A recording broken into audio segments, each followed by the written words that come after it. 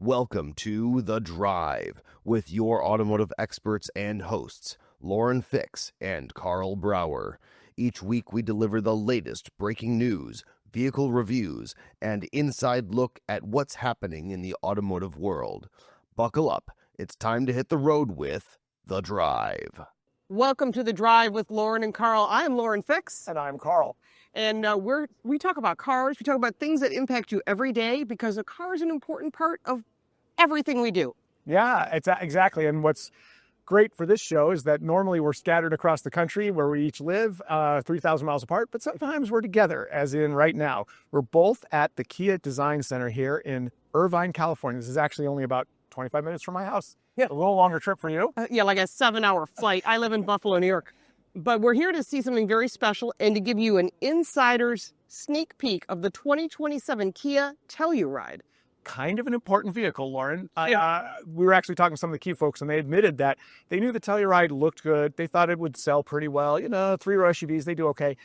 The car kind of slaughtered the rest of the segment. Literally. It really did. It made all the other three-row midsize SUVs, you know, the Explorers and the Pilots, all go, uh-oh. Because it was beautiful and it was priced right. It was priced beautifully because of all the equipment it came with.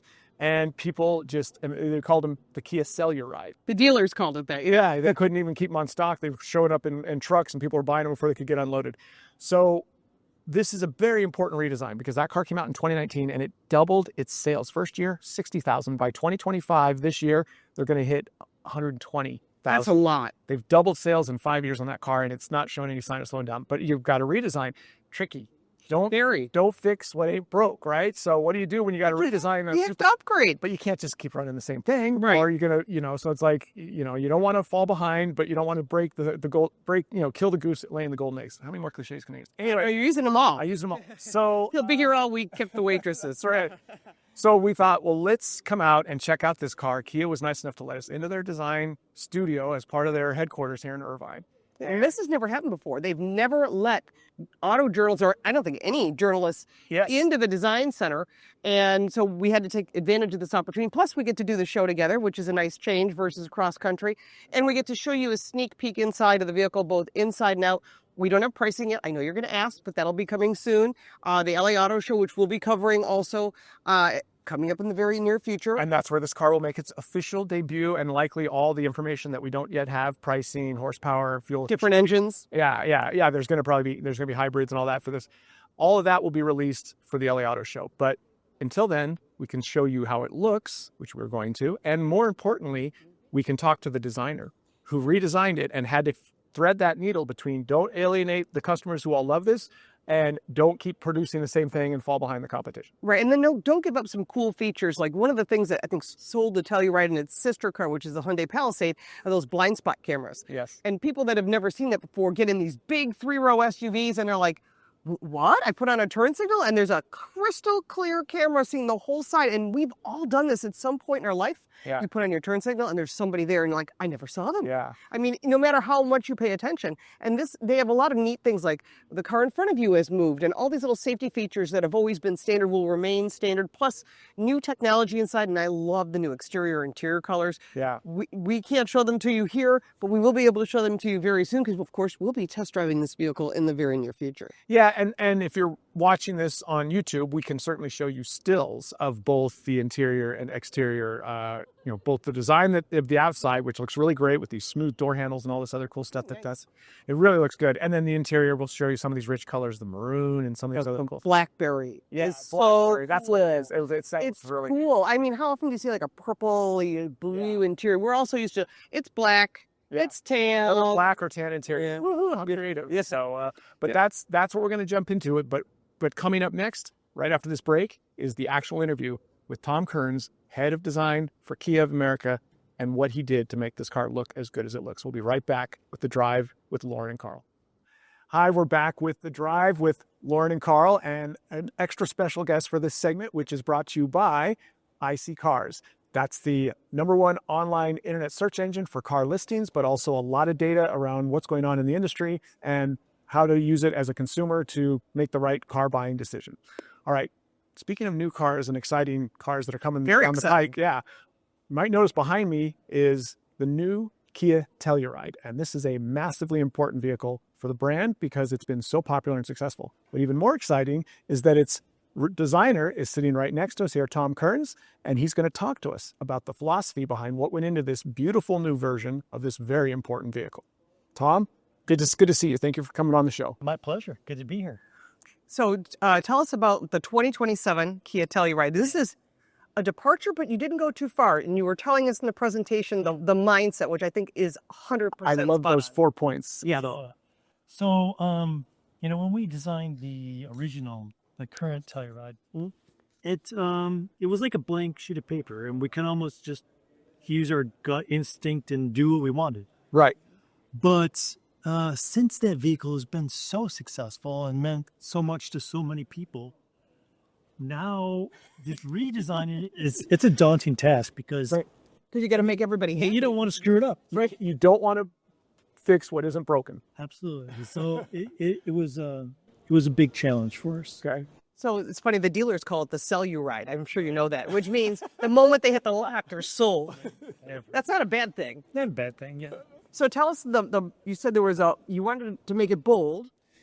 Yeah, so there's some things we wanted to keep from the original. The big, bold, boxy, straightforward SUV.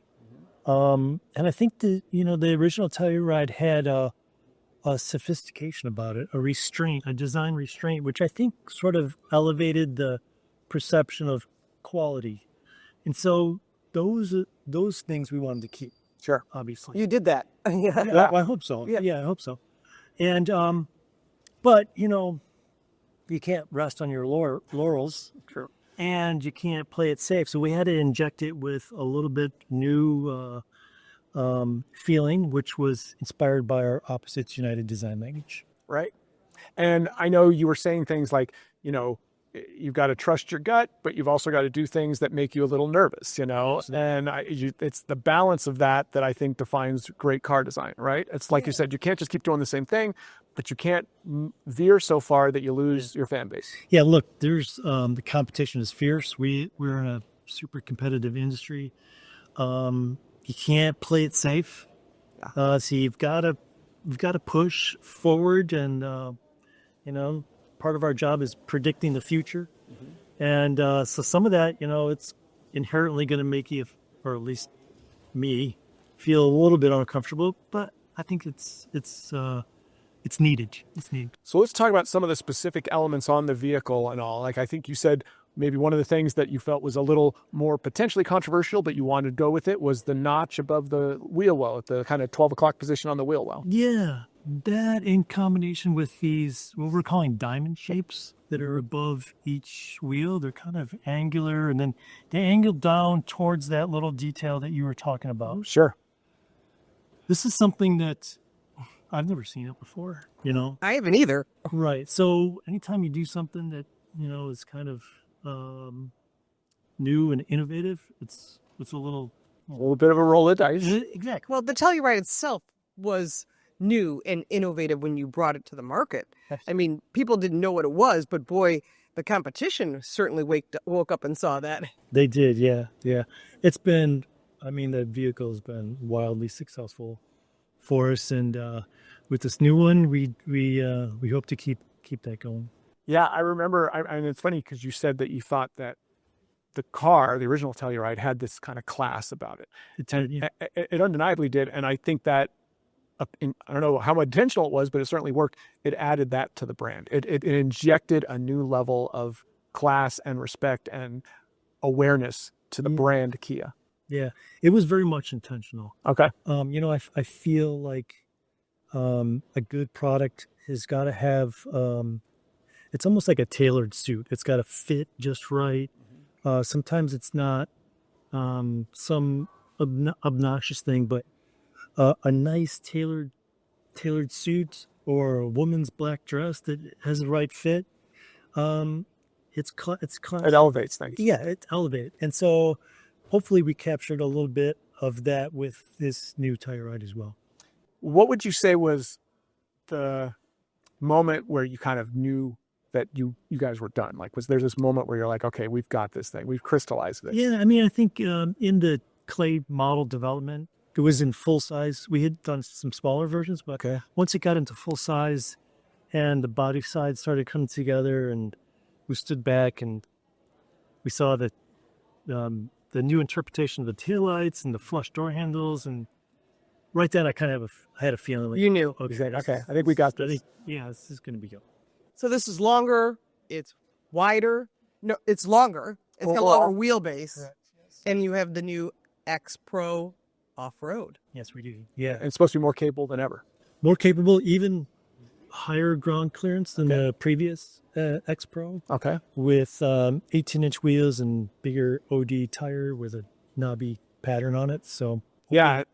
And 2.3 inches longer overall, and 3 inches almost longer wheelbase, and an inch taller. So there's just got to be more interior space. Like you guys said, for every row, every passenger basically has a little more room than they did a before. little easier to get in and out. Easier to get in and out. That's right. Yeah.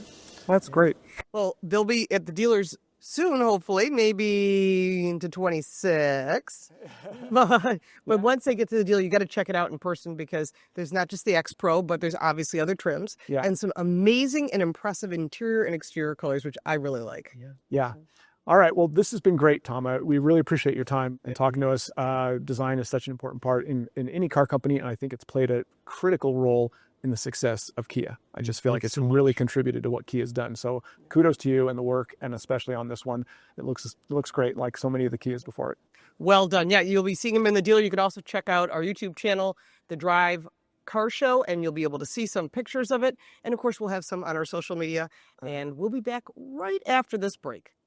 Welcome back to The Drive with Lauren and Karl. This segment is brought to you by Car Coach Reports. Yeah, that's my channel, where you get the unfiltered truth on the news, what's going on, and all my car reviews live on Car Smarts. And the car news, well, that's constantly changing, so I'll be reporting on that 3 days a week on my YouTube channel, Car Coach Reports.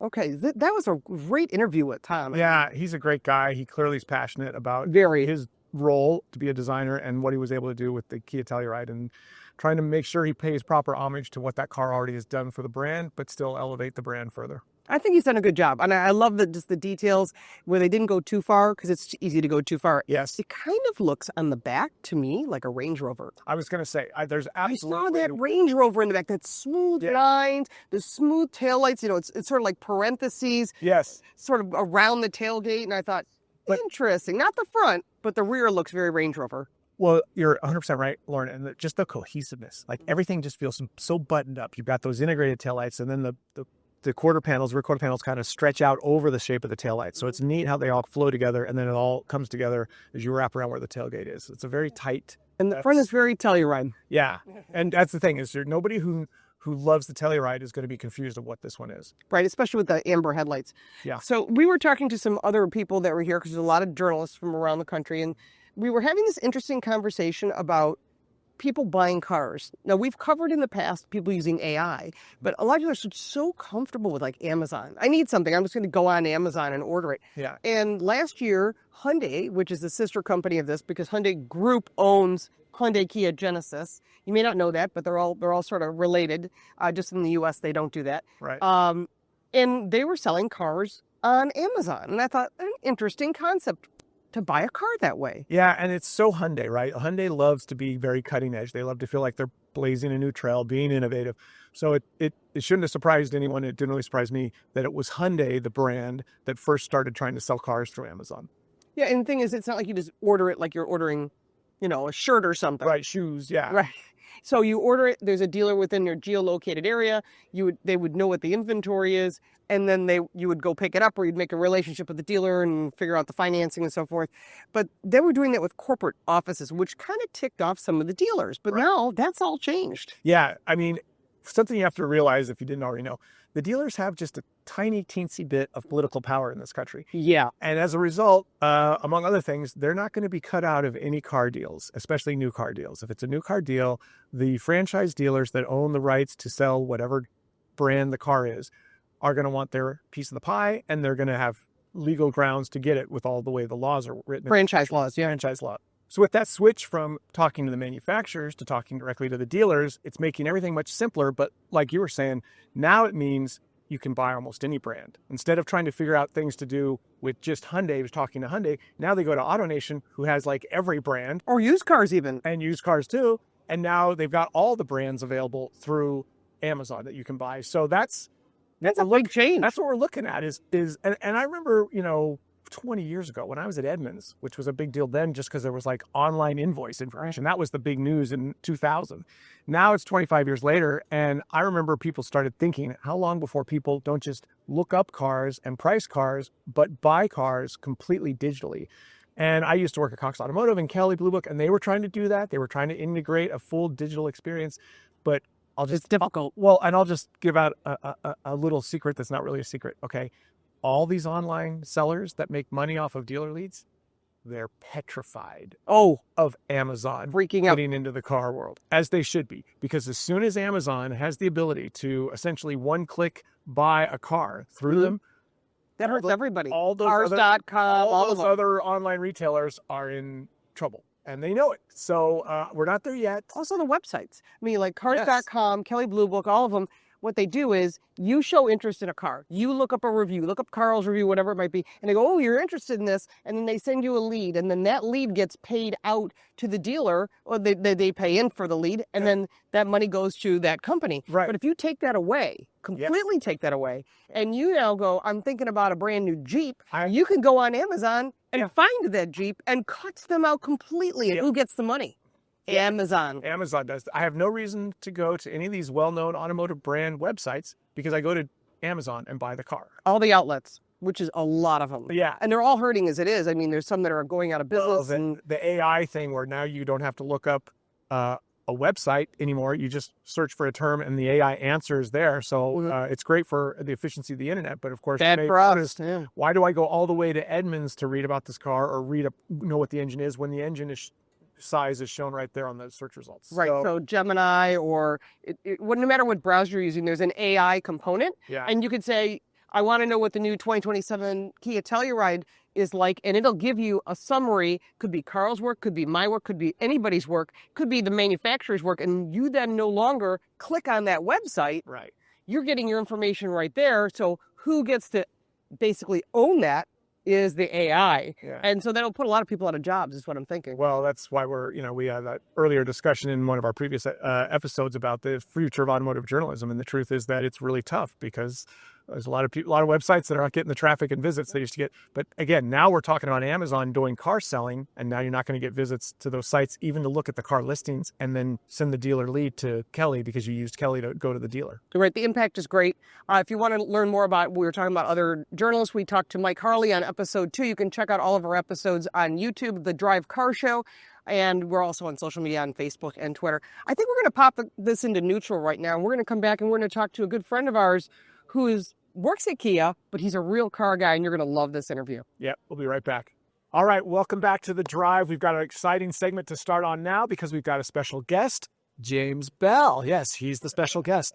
And James, you are the head of corporate communications at Kia America. I am. But you've done 1 or 2 or 17 things before this. So I would like to hear, and I think our viewers and listeners would too, what led you to corporate communications head of at Kia? Wow. Well, once upon a time I was on the media side of the fence, like you all. That's how we all know each other. That's I remember that. friendly and all that good stuff. I think that, well, I was tapped on the shoulder from being on the media side to go to work for General Motors when they were coming out of the bankruptcy. Remember that? And there was government motors and all that stigma. Hey, you lived it.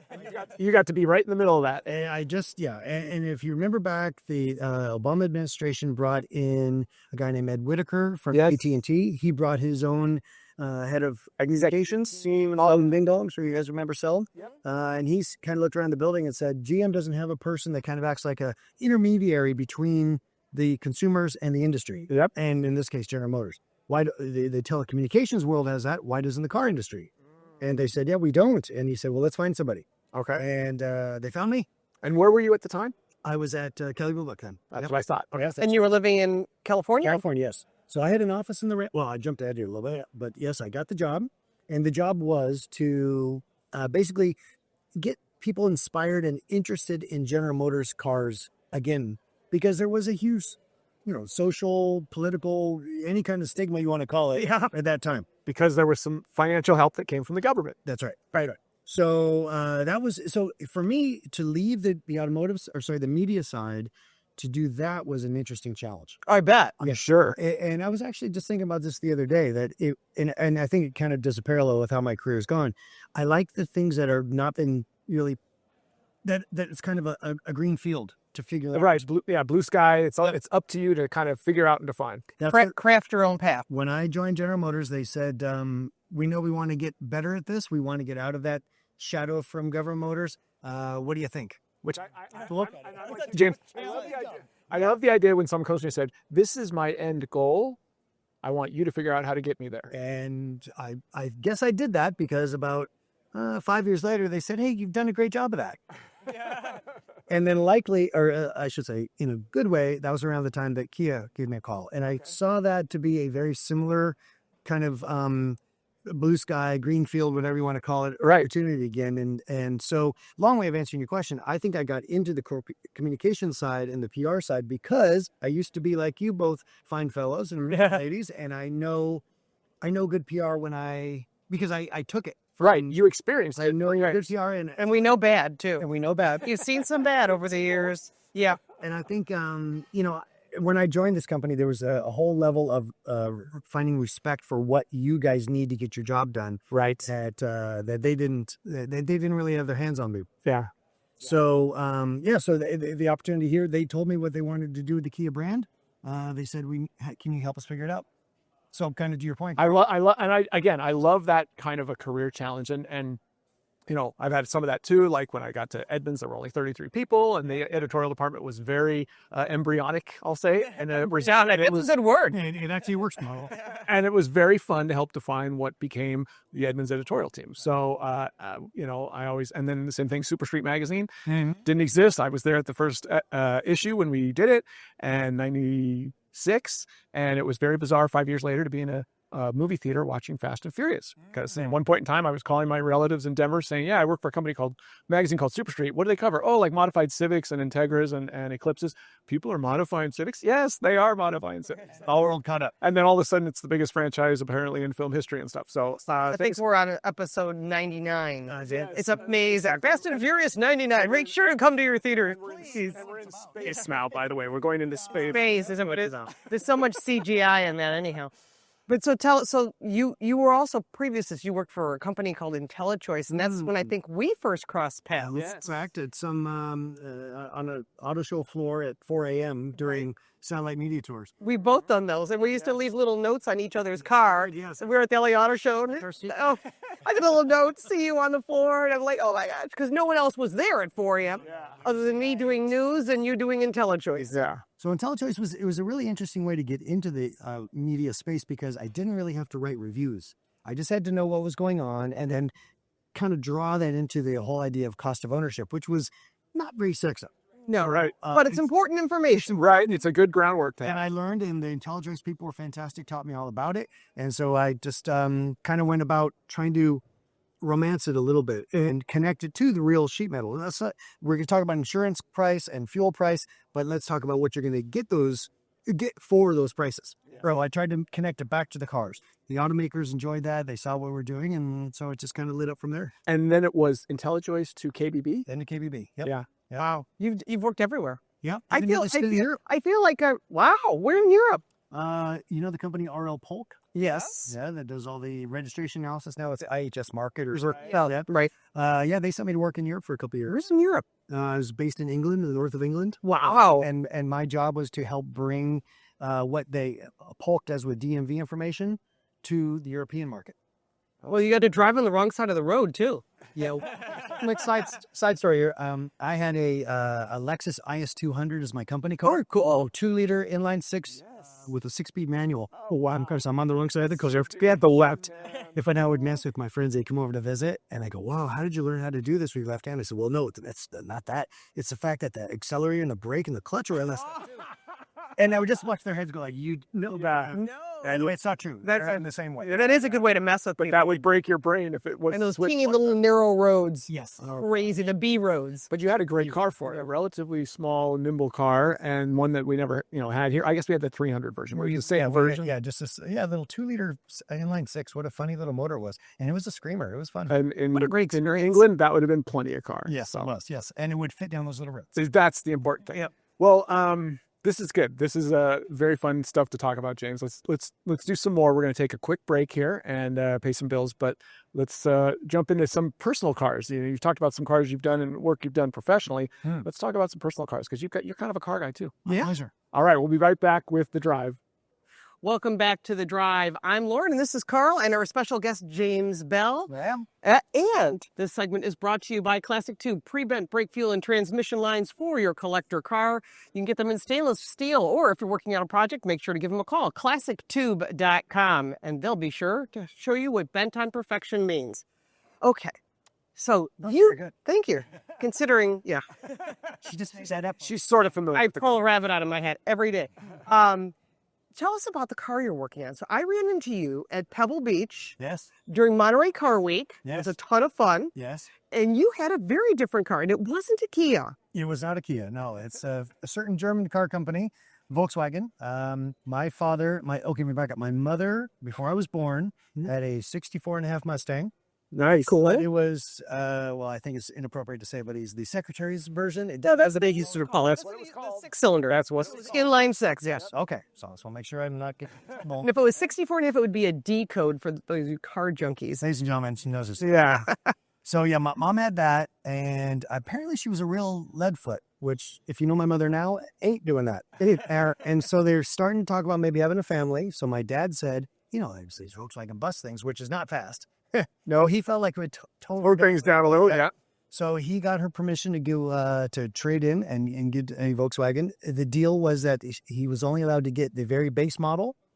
My father, being my father, came back with the deluxe. Oh, Nice. I still have the the bill of sale, $3,012. Was that like a 21 window? 21 window, yes.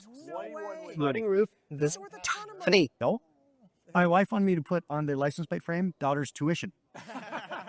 Luckily, she went to school in Canada, so we didn't have to do that. That's good. That worked. That worked to your advantage, yeah. But yeah, so then I actually got in contact with a company that wanted to do did this wraps on exotic cars, Porsches, Ferraris, things of that nature. And they said, we've never done it on a classic car. And I don't know if you know this, but a lot of the, like... You talking about like XPEL? Or you talking Like a clear stripe protection. Yeah, that's all right. No, we don't. We know XPEL. We have it on our cars. So. Yes, it's good So stuff. when you take a Mustang or a Porsche or anything else, the kits come in templates. Yeah, right. So they might just trim a bit here and there, but they don't have a template for a 21 NATO 92. Now. So that they put their best guy on the job, and they did an amazing job of cleaning the paint and getting it, just down to just paint. And now it's all been wrapped up. And so when we saw each other, it was there at the Motorlux party. Right. That was a lot of fun. That's my highlight of the week. Great show, and you got to show your car. It was the weirdest thing because your F40 sat on the carpet there. Line on it. Who knows? Could I a GTO, a Ferrari GTO? It was the most insane thing. And so That's right. You were in the XPEL booth. Yes. Yeah. And then so when you walk around, and we've all done tons of these shows, you get kind of, desensitized. Right. It's like another F40 out. Then I'd come out the corner now and then go, That's awesome. It was so not an F40 though, which it was. But it couldn't be anything further away from that. So it was a lot of fun. It was very rewarding experience, and now my bus will look forever perfect. Right. No, that Excellent. protection film is just, I experienced it for the first time on my 2018 Dodge Demon. Okay. And I was always worried about the stuff. It's like, well, what are the effects? Will it leave a sticky residue? Will it yellow and all? But I knew the technology had gotten a lot better since I first heard of it in the early 2000s. Yeah. So I got that Demon, and it had matte black hood, roof, and trunk. And I was like scared to death. It's like, what happens if you scratch that? You're screwed. You can't buff out or polish out the scratch. No. So I was like, I'm going to pull the trigger, and I got paint protection film on it, and it took probably like 6 weeks of it parked in the garage, driving it around, washing it. So much easier. The stuff just beads off. Comes right off. I go in the garage, I'm trying to squeeze past it, and it's like, oh wait, PPF. And it took about 6 weeks. And I was like, this is going on every car I care about from now on, because my stress level was so much lower. Then we ceramic coat on top of that. And then you ceramic coat, and it just, everything just falls off of it. Yeah, and in my garage where I keep my Volkswagen, it's a bit of a tight squeeze. It's Exactly. and so I go tell my wife, my daughter, look, if you squeeze it by, be careful. Yeah. And now that's I a don't really worry collectible. about that. Right. Right. Now it's like you're wearing $100. you got your belt buckle, your chairs, and all. And you're like, oh wait, PPF. Whew. No, it's a good thing. So I was So happy to have that part. Did Thank you. drive your VW bus from Well, you didn't drive from LA to Monterey. That's one heck of a, although it'd be a cool drive. We just had a car show here about 6 weeks ago because there's a lot of automotive enthusiasts that work here at Kia. I can tell. Oh, nice. So we had everybody bring out their cool stuff. All the with an employee car show. Employee show. I didn't Nice. but yes. Yeah. And so I had a lot of people saying, "You're bringing your bus, right? You're bringing the." Okay, I live 24 miles away from here. No, I'm not. Why not? You gotta be on our spell. Yeah, I mean, well, it's got the original engine in it. That's still cool. Has it not been rebuilt? No, it's an old. Wow. So how many miles are on it? Oh, who knows? So let me get this straight. This is the car. 60,000. This is the car your mom and dad bought. Bought it new at 66. I came home from hospital in it. Can I be a little bit rude? I actually asked my mother after I had the restoration all done. I said, "Mom, Remember, we're on radio. oh, I came up from the hospital in it, which is always makes me very happy. Any chance I was started there? Yeah. Oh, good word. I knew where you were going. My mother, she kind of did this like thinking for a minute and went, To translate what you were saying. yes. And then she said, no.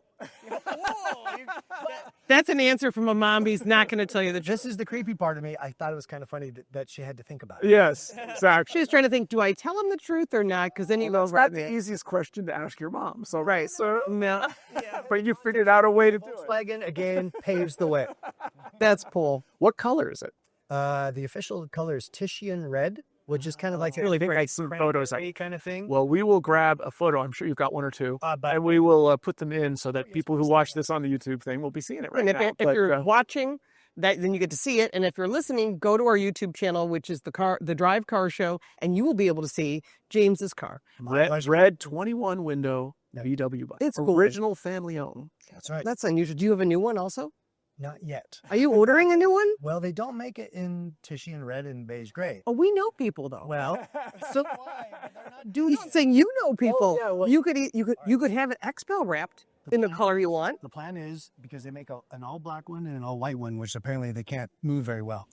So I'm going to get an all white one in probably about a year and make about what color you want. and go kabang. There They you can go. put colors on. That's the neatest thing. They can do matte colors. They can do shiny colors. And I'm not promoting for XPEL because they're not sponsoring the show. But it's still nice to know. Yes, yeah. Good answer. Exactly. But man over here. Yeah. But that's the cool thing is you can do that to these vehicles and it looks like paint. These wraps. And they're it not protects what's underneath. and you're protected. And it was interesting because the guy who did the restoration for me just did it in his garage. I mean, he's very good at this. It took him a long time, but I didn't really know to what quality the paint was. So when I brought it in, they're looking at it like, is this going to, because You don't know. comes off it. Yeah, pull the paint. Yep. And they said, whoever painted this thing did a great job. You're good to go. Wow, that's good. That was a good thing. That's All right, awesome. James. Well, this has been fabulous. Thank you for taking the time here at the Kia Design Studio. We just got to see Terry Telluride. Oh, Kia. I know. You talked to Tom. We talked They're sad. They're clear in the show. We got talked all about the cool new Telluride. But thank you for your time. This has been fabulous, and we will be right back here on The Drive with Lauren and Karl. Hi, welcome back to The Drive with Lauren and Karl. We are going to talk about a chip shortage and what it means for the industry whenever they happen. But I want to make sure everyone knows that this segment was brought to you by Karl Brauer Cars. Might sound familiar. That's me, and that's my YouTube channel where I'm testing cars on a regular basis, putting up 1, 2, 3 videos a week on vehicles I've recently driven. Now, Lauren, this chip shortage thing, everyone remembers hearing about it. That was in 21. Right, the first time it happened. And that was like scary because what we all realized was that there's this little bottleneck of like manufacturers and suppliers that give us microchips. Right. And they're not just for the car industry, they're for every industry. Right. And And they're different sizes. Like for a phone, right, it's going to be different than that for a car. right. But there's no basically room for error. Either they're being produced at the rate that we need them or they're not. And like all the bins of chips at all the plants run dry very quickly if they're not being refilled on a regular basis. We all joke about how modern cars are like an iPhone that you can sit in with 4 wheels because they are. They're just the computers run everything as we know and more so all the time with AI. So there's been rumblings about more chip shortages and all, and it looks like it could happen again sometimes. And it just scares the heck. So we're here at the Kia Design Center, and I was just talking to Russell Wager, who's one of the head guys here at Kia, and he was saying, this chip thing, he was very, much on the top of mind, that what does a chip shortage do to his car industry? Inventory. Yeah, everything from the cost of producing the cars to the rate at which they can produce them, and thus the sales that they can get. we live and die in multiple industries in this country, but the car one as much as anything on the chips. Right. And so let me give you a little background on this. So in 2021, we had a crunch where a lot of the manufacturers said, no one's going to buy cars, so let's stop the orders. Yeah. And they did. And then they said, now we want to restart the orders because everyone decided they want to get out of big cities and needed a car. Right. And they ran the inventory down to nothing. And they're like, oh, we got a problem. So they reordered the chips, and all the people that make them were like, what are you talking about? You said you canceled that order. Now you want to renew the order? Right. Well, we've got other people that took that supply, so it's going to take us a while to ramp up, and that put us behind 6 months at least. Yeah. But so in the meantime, you would think that all the car manufacturers would be looking for another supplier or multiple suppliers.